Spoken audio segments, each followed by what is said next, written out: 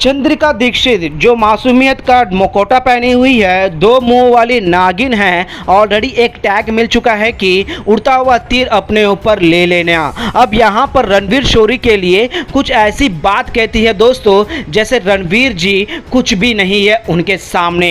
अब ये जो है बात जो है दोस्तों यहाँ पर साई केतन के कान में पड़ती है, जिसके बाद साई केतन ने उठाया रणवीर जी के लिए आवाज़। अब क्या है पूरा मामला और चंद्रिका दीक्षित ने किस तरह से रणवीर जी की बदतमीजी करने की कोशिश करी, उनको नीचा दिखाने की कोशिश करी है। आइए दोस्तों हम आप लोगों को आज के इस वीडियो में यही बताते हैं। इस रिपोर्ट को बताने से पहले अगर आप हमारे यूट्यूब चैनल मीडिया अपडेट्स में पहली बार हो तो प्लीज़ हमारे यूट्यूब चैनल को सब्सक्राइब और बाजू के बेल आइकन के बटन को प्रेस करना बिल्कुल भी ना भूलें। बिग बॉस ओटीटी सीजन 3 के घर के अंदर दोस्तों वीकेंड के बार की जो है घर वाले सारे तैयार कर रहे होते हैं।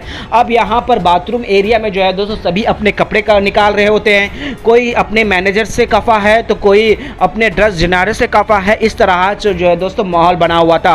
अब यहाँ पर चंद्रिका दीक्षित जो भेजे गए हैं उनके लिए वो अपने ऊपर ले रही थी कि इस तरह के कपड़े भेजा गया है मेरे लिए, और ये सारी चीज़ें जो है दोस्तों चल रही होती है। तभी वहाँ पर रणवीर जी काफ़ी देर से बैठे होते हैं और वो इंतज़ार कर रहे होते कि कब अरमान मलिक बाथरूम से बाहर आएगा और उसके बाद मैं जाऊँगा।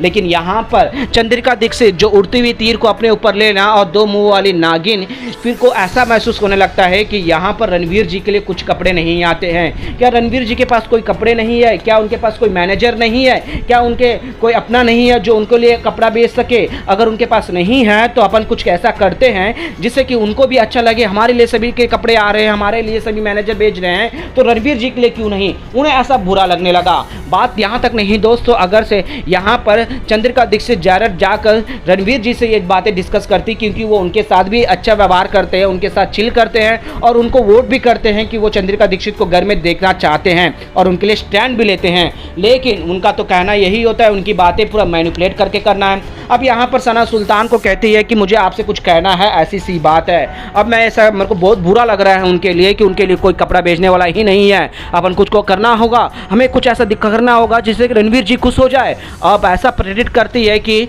रणवीर जी कुछ नहीं है उनके सामने और उनके पास कुछ भी नहीं है बाहर से मंगवाने के लिए, ना उनका कोई मैनेजर है और ना ही उनको कोई कपड़े अच्छे भेजने वाला है। और यहाँ पर साई केतन के पास जाता है ये बात सना सुल्तान के जरिए।